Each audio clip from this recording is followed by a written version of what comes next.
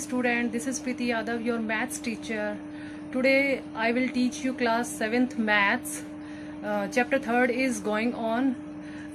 We will start today exercise 3.3 revision. Let's start. 7.45 is divided by 10.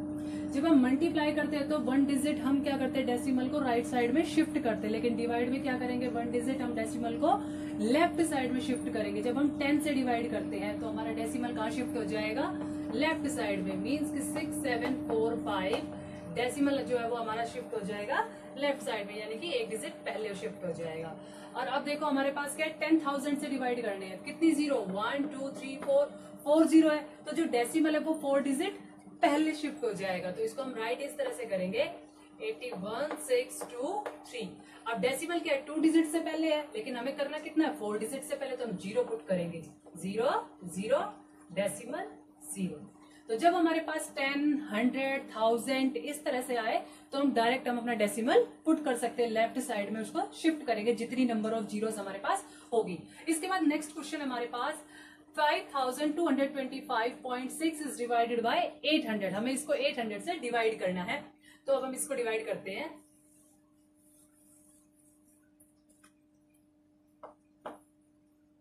$5,225.6 is divided by 800। अब हम इसको 800 से divide करते हैं, तो अभी किस पे जाएगा, सबसे पहले 800 6 जा 4800, तो 6 जा पे चला जाएगा ये 4800। तो हमारे पास रिमाइंडर क्या आ जाएगा, 5, 2, 4। अब ऊपर डेसिमल है तो डेसिमल ही हमें कोशेंट में पुट करना है, ऊपर से आ जाएगा हमारे पास 6। अब हम किस पे जाएंगे, 4256 है, तो 8 5 जब 40 होता है, तो 800 से मल्टीप्लाई करेंगे 5 की, तो कितना हो जाएगा 4000, तो 5 जहाँ पे चला जाएगा ये 4000। तो रिमाइंडर क्या बचेगा, 256। अब ना जाने के लिए क्या पुट करेंगे हम, 0। अभी किस पे जाना चाहिए, 800 3 जा 2400, 3 जा पे चला जाएगा ये हमारा 2400। अब इसको भी हम सब्ट्रैक्ट करेंगे तो कितना आ जाएगा, 160। अगर मैं ना जाने के लिए फिर से 0 लगा दूं तो 800 2 जा कितना हो जाएगा, 1600। ये हमारा 0 आ गया रिमाइंडर। तो हमारे पास क्वोशिएंट क्या है, 6.532। This is our quotient. तो डिवाइड हम इस तरह से करेंगे अपने डिवाइड वाले क्वेश्चंस। आई होप आपको ये समझ आ गई है डिवाइड दोनों टाइप की। अब एक और टाइप कराते हैं। Next is 581.348 divided by 8.9। अब हमें ये डिवाइड करनी है। अब इस डिवाइड को करने के लिए क्या देखा हमने कि दोनों में डेसिमल है, यहाँ भी हमारे पास पॉइंट है और यहाँ भी पॉइंट है। तो जब हमारे पास दोनों में पॉइंट होता है तो हम इस पॉइंट को हटाने के लिए, रिमूव करने के लिए क्या करेंगे, इसका एक पॉइंट राइट साइड में हम शिफ्ट कर देंगे, क्योंकि यहाँ पे 1 डेसिमल ही है। तो ये हो जाएगा 581.348 इज डिवाइडेड बाय 89। यहाँ से हमारा डेसिमल रिमूव हो गया और यहाँ हमने 1 डिजिट राइट में इसको शिफ्ट कर दिया है। अब हम इस डिवाइड को कम करेंगे, 89 6 जा 534 हो जाएगा हमारा। सब्ट्रैक्ट करेंगे, हमारे पास 47 आ जाएगा, ऊपर से लिया हमने 3 आ जाएगा, 5 जा पे जाएगा। अब ये 89 5 जा 445। सब्ट्रैक्ट करेंगे हम, 13 में से 5 गए 8, 2 ऊपर से आ जाएगा हमारे पास 4। अब डेसिमल हो गया तो यहाँ भी हम डेसिमल पुट करेंगे। तो अब 89 3 जा पे चला जाएगा 267। अब लेस करेंगे इसमें, तो लेस करने पे क्या आएगा, 7, ऊपर से आएगा हमारे पास 8। अब 89 2 जा 178, 89 2 जा पूरा हमारा 178 आता है। इन दोनों में से सब्ट्रैक्ट करेंगे, रिमाइंडर क्या आ जाएगा, 0 आ जाएगा। इट मीन जब हमें इस टाइप से डिवाइड करनी हो तो हम अपना डेसिमल कहाँ शिफ्ट कर देंगे, 1 प्लेस आगे कर देंगे, राइट साइड में शिफ्ट करेंगे। और 89 से हमने इसको डिवाइड करा तो क्वोशिएंट क्या आ गया, 65.32 हमारा क्वोशिएंट आ गया है। Now next question, word problem. The weight of 86 bags of a wheat is 5,666.540 kilogram. 86 bag है, उनका जो वेट है वो हमारा 5,666.540 kilogram. Find the weight of each bag if the weight of each bag is equal. हमें हर एक bag का wait निकाला है, यानी कि हमें 1 बैग का वेट निकाला है।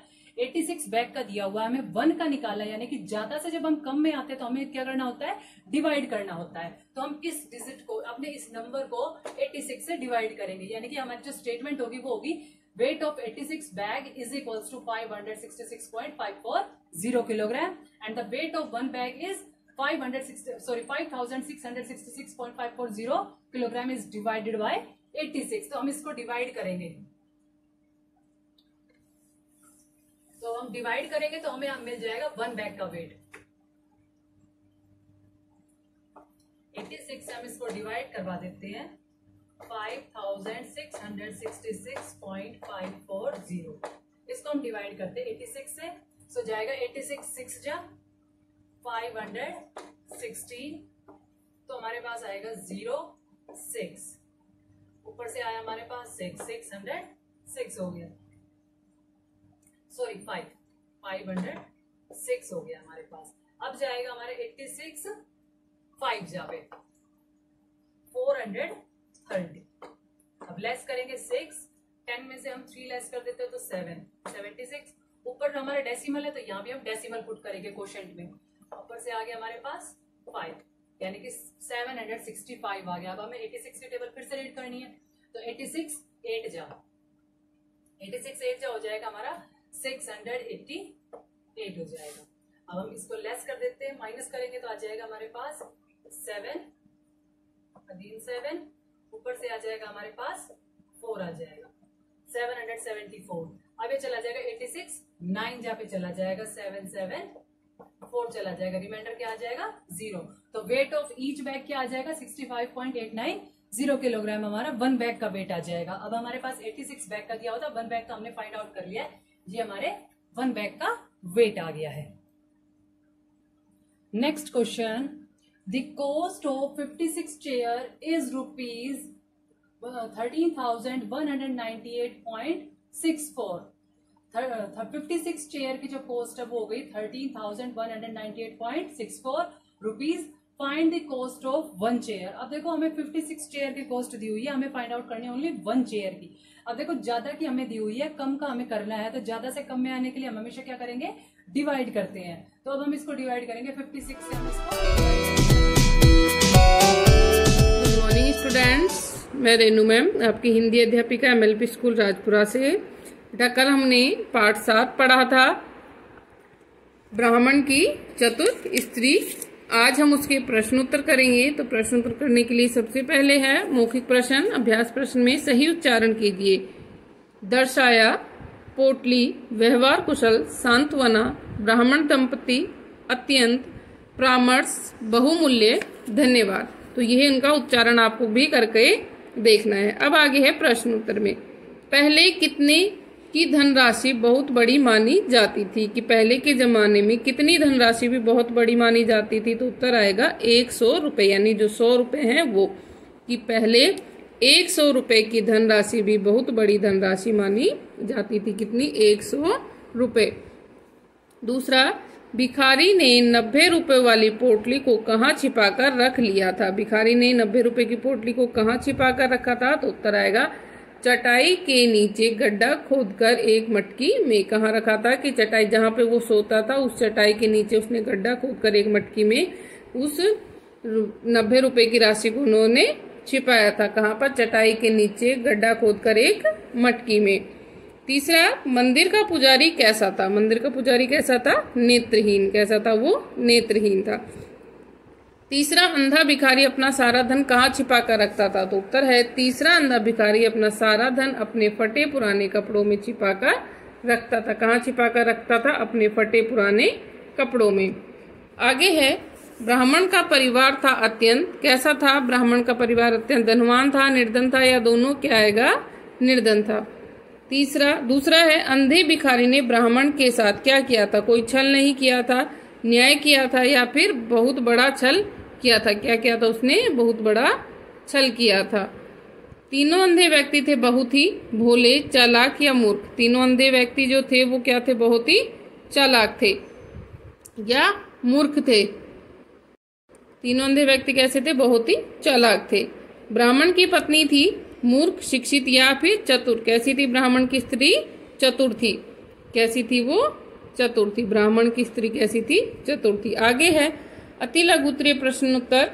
पहला प्रश्न है, इस कहानी में कितने अंधे व्यक्ति थे? इस कहानी में कितने अंधे व्यक्ति थे? तो 3 अंधे व्यक्ति। कितने अंधे थे? 3 अंधे व्यक्ति।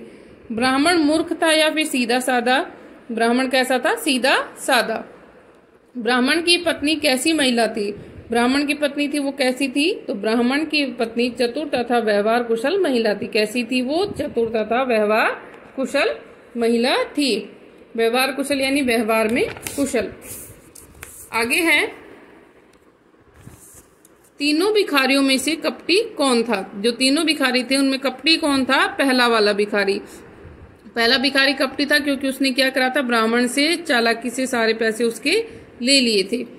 ब्राह्मण की पत्नी के लिए भेंट किसने भेजी थी? जो ब्राह्मण की पत्नी को अंत में, कहानी के अंत में हम देखते हैं, तो भेंट किसने भेजी थी?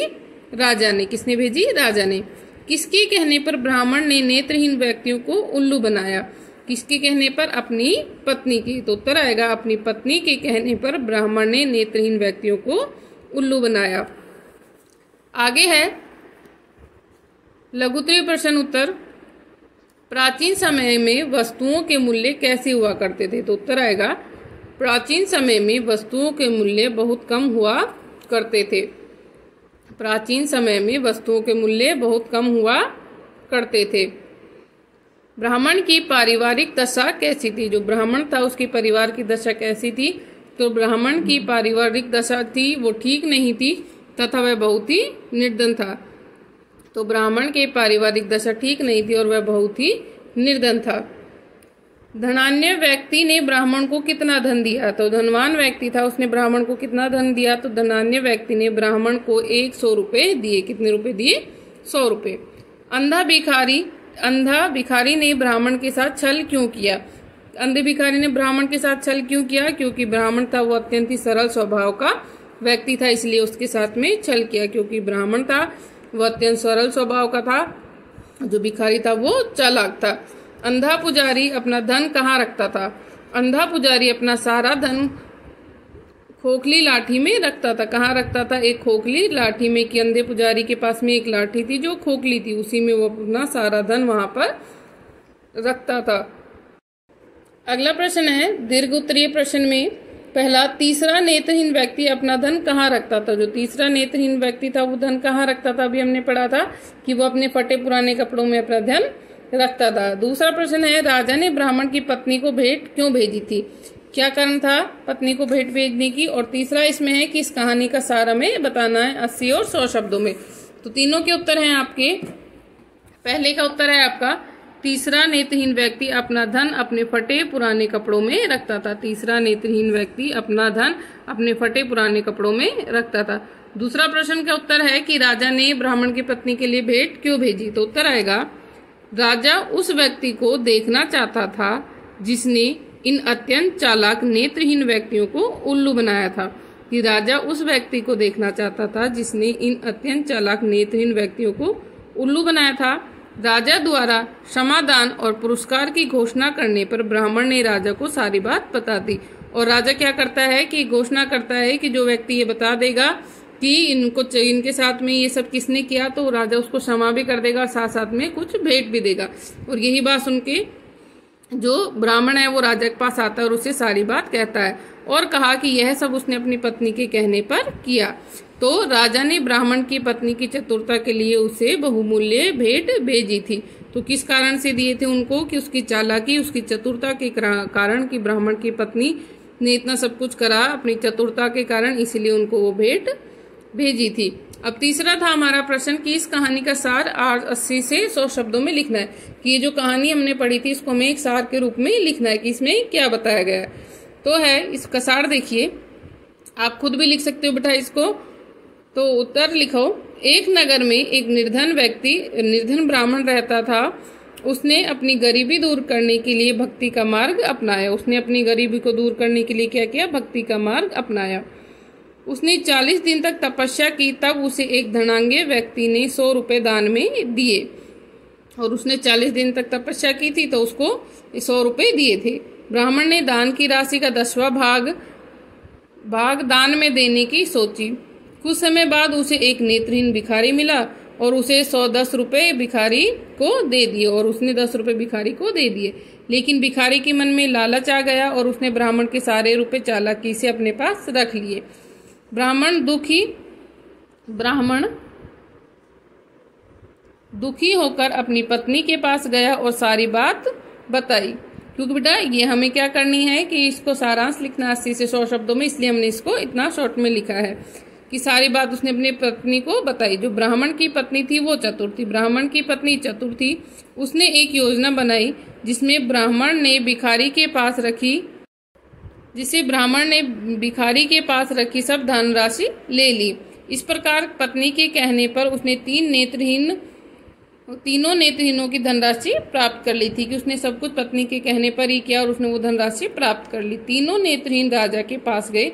राजा ने उन्हें कुछ धन देकर विदा किया, परंतु राजा उस व्यक्ति को देखना चाहता था जिसने उन तीनों चालाक नेत्रहीनों को मूर्ख बनाया था। इसलिए राजा ने ये घोषणा कर दी थी कि मुनादी की कि इन 3 नेत्रहीन व्यक्तियों को उल्लू बनाने वाला व्यक्ति दरबार में आकर अपना अपराध स्वीकार करेगा तो उसे समाधान के साथ साथ पुरस्कार भी दिया जाएगा।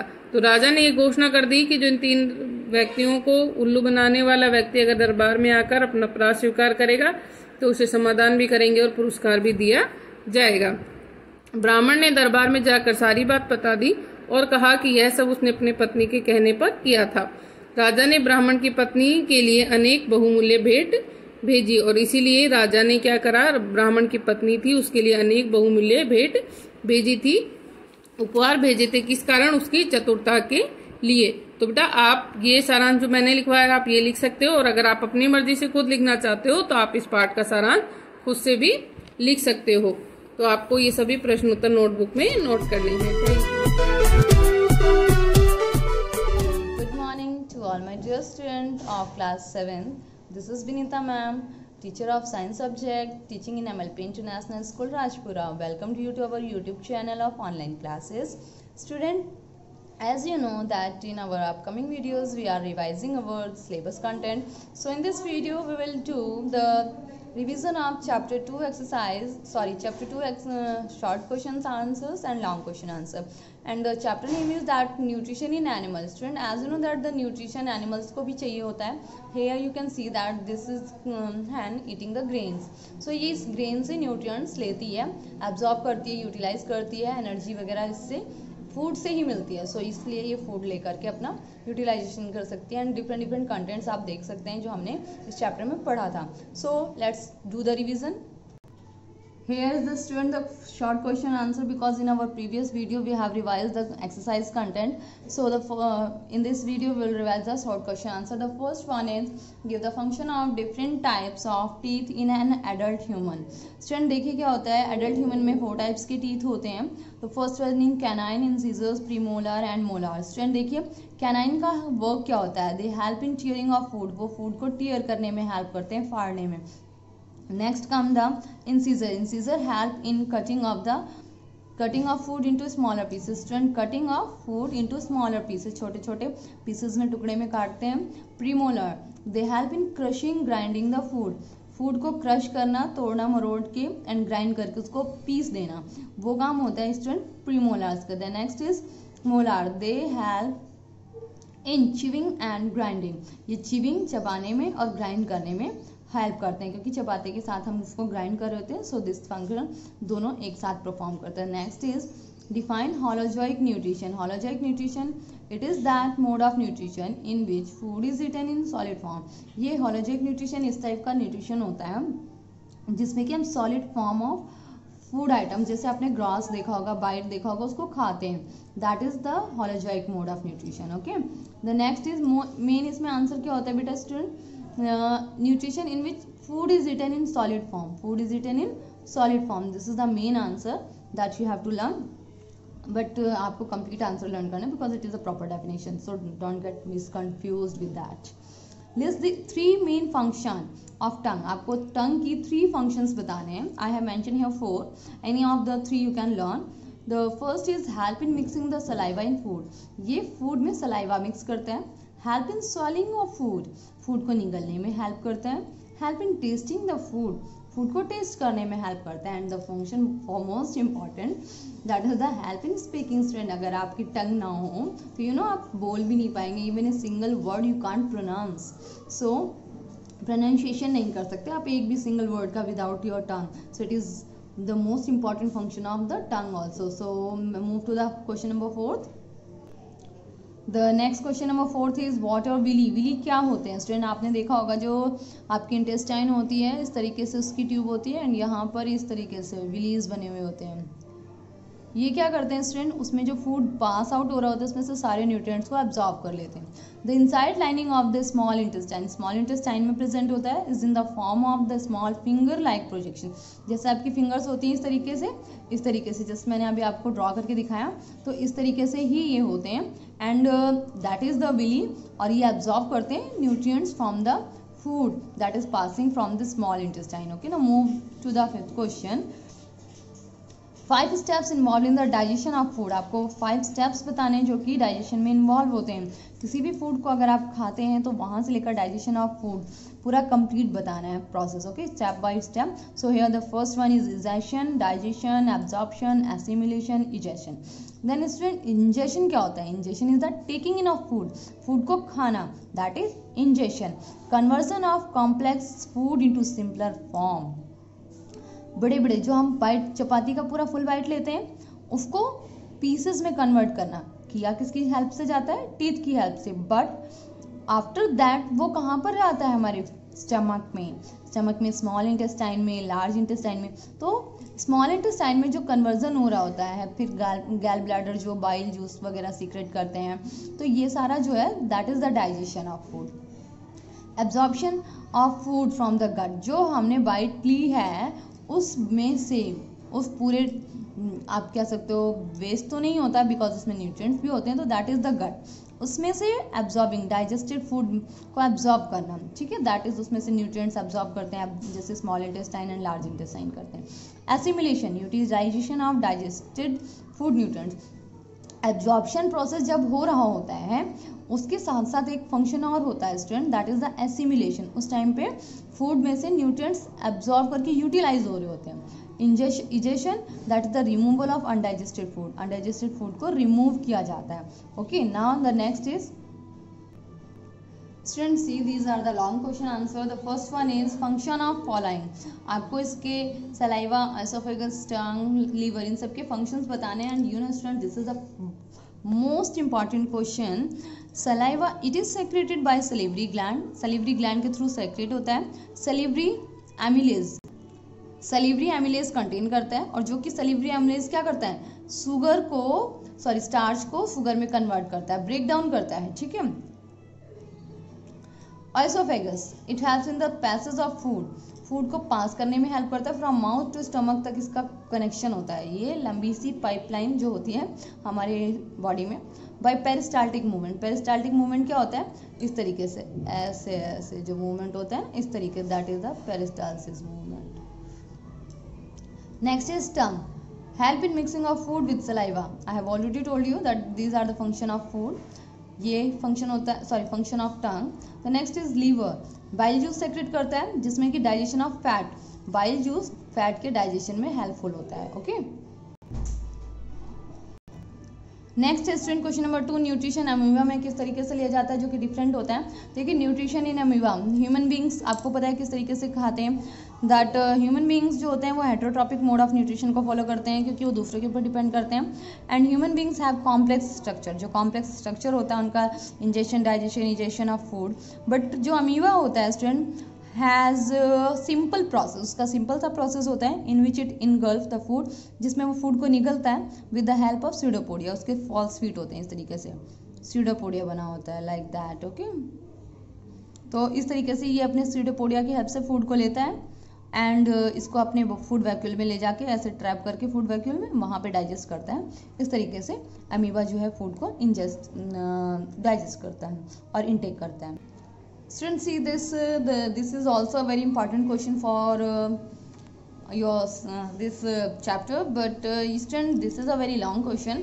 आप देख रहे हो इसमें डाइजेस्टिव प्रोसेस को मेंशन करना है जो कि पूरे डाइजेस्टिव सिस्टम में होता है। सो फर्स्टली डाइजेशन माउथ से स्टार्ट होता है। माउथ में सलिवरी ग्लैंड सेक्रेट सलाइवा को सेक्रेट करते हैं, स्टार्च को ब्रेक डाउन करके शुगर में कन्वर्ट किया जाता है। Next comes that oesophagus. Student oesophagus क्या करता है, माउथ से स्टमक तक पेरिस्टाल्टिक मूवमेंट की हेल्प से फूड को मूव करता है। नेक्स्ट स्टमक में HCl हाइड्रोक्लोरिक एसिड रिलीज होता है जो कि माइक्रो ऑर्गेनिजम्स को मार देता है और एसिडिक मीडियम को बनाता है। क्योंकि आपने सुना होगा समटाइम्स लोगों को एसिडिक की प्रॉब्लम हो जाती है, तो वो HCl का ही फंक्शन होता है।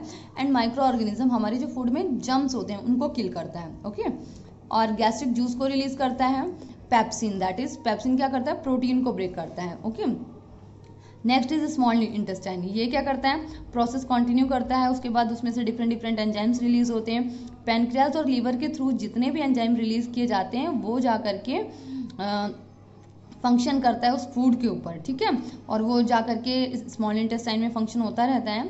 एब्जॉर्ब न्यूट्रिएंट ब्लड स्ट्रीम में जितने भी हमारे जो खून का स्रोत होता है, ब्लड स्ट्रीम होता है, उसमें जो फूड जा रहा होता है उसमें से न्यूट्रिएंट्स को एब्जॉर्ब करके ब्लड में मिक्स करता है। Next student pancreas pancreatic juice release करता है जो कि प्रोटीन को ब्रेक डाउन करता है अमीनो एसिड्स में, स्टार्च को ग्लूकोज में और फैट को फैटी एसिड्स एंड ग्लिसरॉल में। नेक्स्ट है लीवर क्या करता है, बाइल जूस सेक्रेट करता है जो कि फैट का डाइजेशन करता है। इस तरीके से पूरा डाइजेशन प्रोसेस होता है। आफ्टर दैट जितना भी अनडाइजेस्टेड फूड होता है वो लार्ज इंटेस्टाइन में जाता है, वहां से रेक्टम में एंड फाइनली देन एनएस के थ्रू बाहर निकाल दिया जाता है। नेक्स्ट क्वेश्चन है क्वेश्चन नंबर 5 स्टूडेंट, रूमिनेंट्स क्या होते हैं, how do digest cellulose. Ruminants student वो एनिमल होते हैं जो कि प्लांट को और प्लांट प्रोडक्ट को खाते हैं और कड को चबाते हैं। आपने चारा तूड़ा जो सुना होगा ना, उसको कड बोलते हैं। इनके अंदर दे ओनली ग्रास को, मतलब ग्रीन ग्रास को और ग्रीन लीव्स को खाते हैं, क्योंकि ग्रीन लीव्स जो होती हैं सेलुलोज में रिच होती हैं। एंड उसमें उनके जो स्टमक होता है उसमें चैम्बर्स में ऐसे मिलियंस ऑफ टीनी बैक्टीरिया होते हैं जो कि सेलुलोज खाने वाली जो सेलुलोज होता है ग्रास में उसको कन्वर्ट कर देते हैं, और यही रीज़न है कि वो आराम से उस ग्रास को ईट कर लेते हैं जो कि ह्यूमन बींग्स नहीं कर सकते। और वो बैक्टीरिया कहाँ प्रेजेंट होते हैं, उनके रूमेन में। रूमेन उनका 4 चैम्बर होते हैं, उसमें एक रूमेन होता है, उसमें वो सारा फंक्शन होता है। This is the last question, that is the question number 4। इसमें आउटलाइन बनानी है आपको, just nutrition in human body with the help of flow chart. ये ऑलरेडी मैंने आपको एक्सप्लेन किया हुआ है।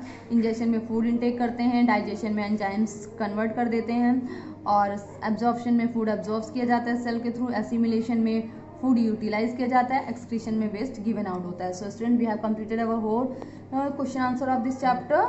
You have to revise.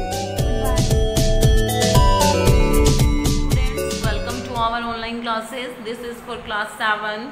In previous classes we complete our exercise of all the chapters of history, geo and civics portion. We complete our first chapter of geography also in previous classes. So let me start our second chapter, short question answer. Name of the chapter is interior of the earth. Our first question is what is a rock? कि rock क्या होती है? A rock is a naturally occurring solid mass or aggregate of minerals. कि rock क्या है? जो natural composition है solid mass का, जो minerals का बना हुआ है, जैसे कि example है igneous rocks, sedimentary rocks etc. Okay. Second question is what is a rock cycle? कि rock cycle क्या होती हैं? Rocks undergo a continuous process in which they change from one kind into another.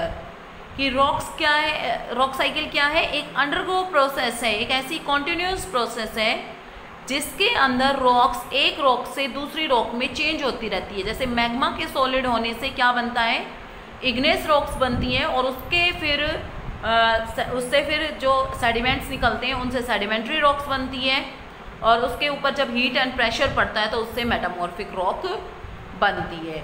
Now our third question is differentiate between intrusive और extrusive rocks. कि intrusive और extrusive rocks के बारे में हमें बताना है। First, intrusive rocks, these rocks are formed when magma cools down.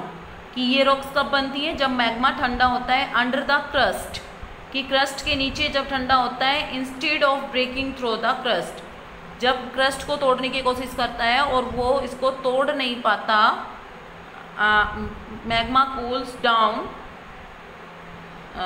तो क्या होता है कि मैग्मा जब अर्थ के अंदर ही जमा हो जाता है तो उसको क्या कहते हैं, इंट्रूसिव रॉक्स कहते हैं। एग्जाम्पल है ग्रेनाइट और dolerite. Okay, second is extrusive rocks. These rocks formed when the magma reaches the earth surface in the form of lava.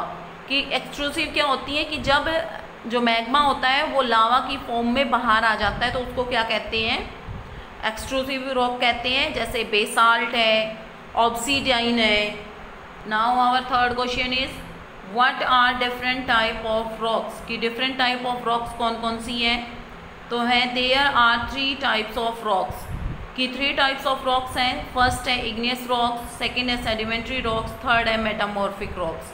Okay students, तो इन्हीं से रॉक साइकिल चलता है कि सबसे पहले इग्नियस रॉक्स बनती है, फिर सेडिमेंट्री बनती है और फिर मेटामॉर्फिक बनती है। Question number 5 is what are the layers of the earth. The layers of the earth are. की अर्थ की लेयर कौन सी हैं, the crust, the mantle, the core. First is outer core and second is, core को 2 parts में divide किया गया है, outer core and inner core. Now we do our long question answer of this chapter. First question is write about the formation of sedimentary rocks in detail. कि जो sedimentary rocks हैं उनके बारे में डिटेल से बताइए। Usually the floor of ocean, river, lakes etc. have sediments. कि जो oceans का floor होता है उनके अंदर sediments होते हैं, तो which have been accumulated over long period of time. कि जो बहुत दिन लंबे टाइम तक वहाँ पे पड़ी रहती हैं उनकी तलैटी में। फिर क्या होता है, sedimentary rock are those rocks which have been form from the hardening of such sediments. और जब वो सेडिमेंट वहीं पे पड़ा रहता है तो वो क्या होता है, वो हार्ड हो जाता है, तो उससे क्या बनती है, सेडिमेंट्री रॉक्स बनती है। Example sandstone, limestone. सैंड से सैंडस्टोन बन जाता है और फिर लाइमस्टोन में भी चेंज हो जाता है। Second question is right about the formation of the igneous rocks in detail. कि इग्नेस रॉक्स को डिटेल में बताइए। वैसे जो अभी हमने ऊपर क्वेश्चन किया था वो बुक का सेकंड क्वेश्चन था और ये थर्ड है, लेकिन हम फर्स्ट और सेकंड करके कर रहे हैं तो हम इसको फर्स्ट सेकंड ही बोलेंगे, ठीक है। कि इग्नेस, अभी हमने सेडिमेंट्री रॉक्स की फॉर्मेशन देखी थी, अभी हम इग्नेस रॉक्स की फॉर्मेशन देखेंगे। Igneous rocks are those rocks which have been formed as a result of the solidification of magma. कि igneous rocks किससे बनती है, मैग्मा के solidification से बनती हैं। They formed by 2 types. ये 2 types से बनती है। When magma cools under the earth surface. कि एक तो जब मैग्मा अर्थ सरफेस के अंदर ही ठंडा हो जाता है, दूसरा when magma reaches the earth surface in the form of lava and cool down. और दूसरा जब मैग्मा लावा के रूप में अर्थ सरफेस के ऊपर आ जाता है और ठंडा हो जाता है। Now our next question is what are the uses of rocks, explain. कि रॉक्स के क्या यूजेस हैं हमें एक्सप्लेन करना है।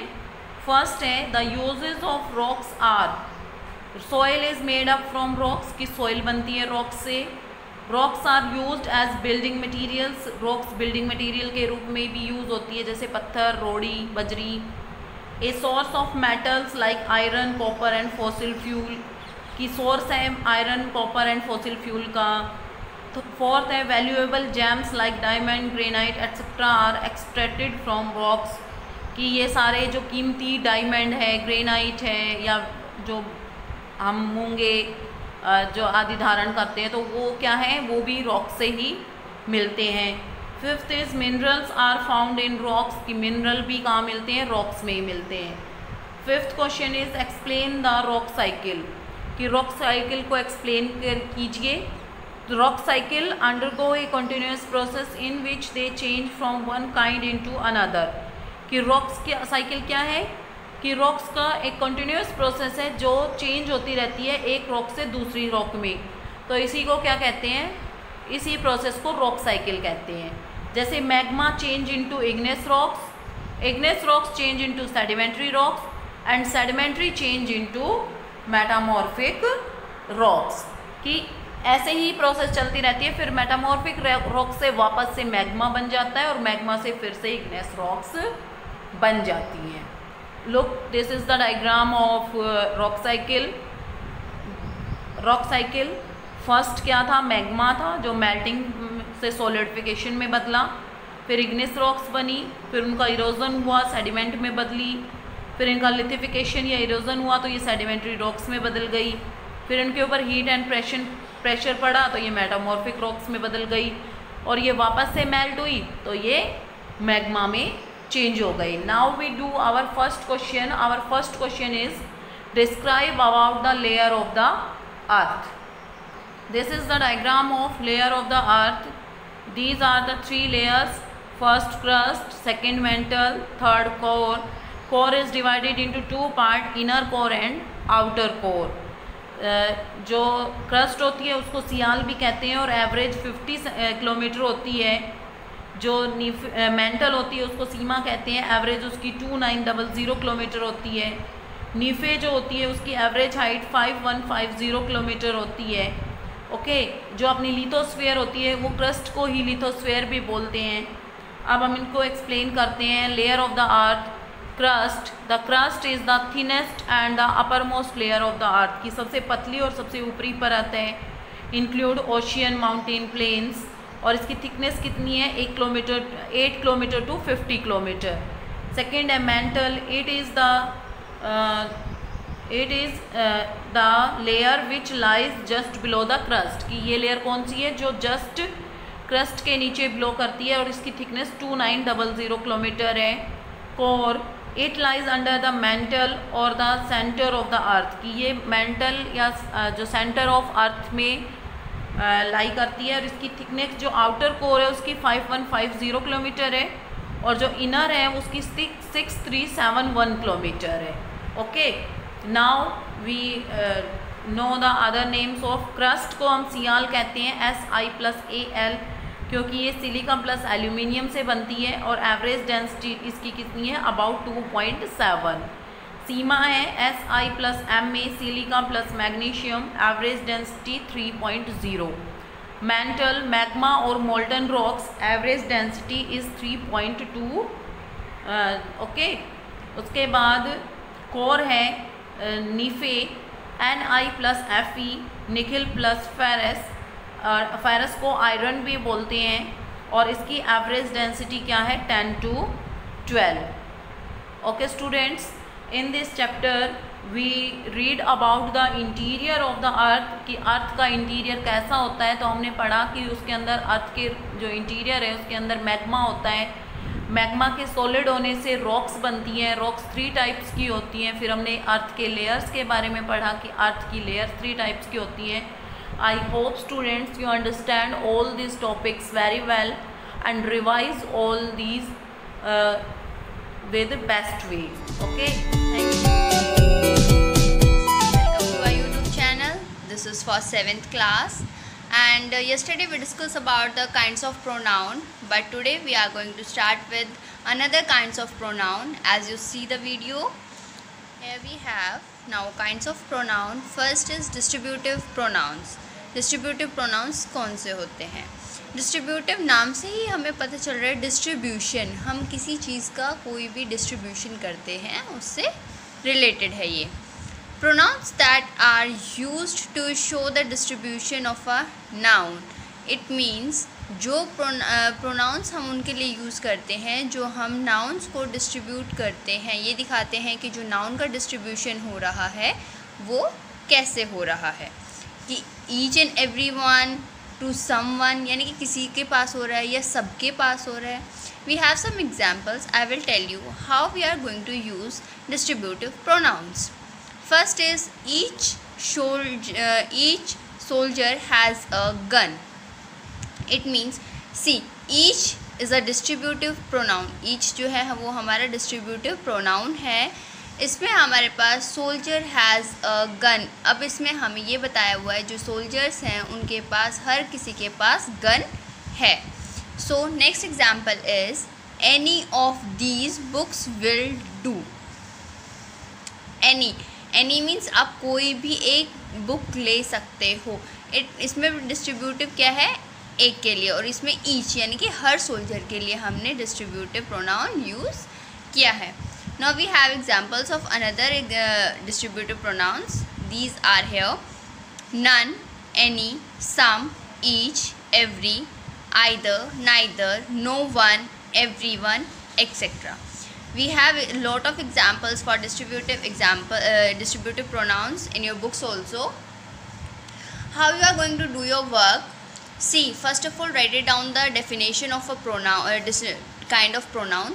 First of all, write it down the define of pronoun, then kinds of pronoun, then one by one kind of pronoun. एक एक करके आप pronoun के kinds लिखेंगे, उनके define लिखेंगे, and two examples how I am writing. जैसे मैंने लिखा हुआ है आप ऐसे ही लिखेंगे. Next kind of pronoun is reciprocal pronouns. Reciprocal pronouns कौन से होते हैं? Pronouns that are made of two different pronouns and show a mutual relationship. It means जो हम दो pronouns को use करके, जब हम दो different pronouns को use करके हम एक सेंटेंस में लिखते हैं और उनका म्यूचुअल यानी कि एक जैसा रिलेशनशिप होता है, दोनों का सम्मान एक जैसा होता है, उन्हें हम रेसिप्रोकल प्रोनाउंस कहते हैं. You can see the example hair. Raj and Seema love each other. Each other हमने दो प्रोनाउंस को यूज़ करके बनाया, वर्ड यूज़ किया है और इनका हमें म्यूचुअल रिलेशनशिप कैसा दिख रहा है? म्यूचुअल, एक जैसा, समान. Indians love one another. One another is also a reciprocal pronouns. So use some pronouns like this which have a mutual relationship. Next we have reflexive pronouns. Reflexive pronouns कौन से होते हैं? Reflexive pronouns are that show the effect of work upon the subject. जो हम काम करते हैं, जो भी हम वर्क करते हैं, उसका इफ़ेक्ट सीधा किसके ऊपर पड़ेगा? सब्जेक्ट के ऊपर. उसे हम रिफ्लेक्सिव प्रोनाउंस कहते हैं. Example for example we enjoyed ourselves. जो हमने यहाँ पे आवर सेल्फ यूज़ किया है, this is reflexive pronoun. At the end we are using reflexive pronouns. Why? Because on the basis of subject we are using reflexive pronouns. You see the define also. Pronouns that show the effect of work upon the subject.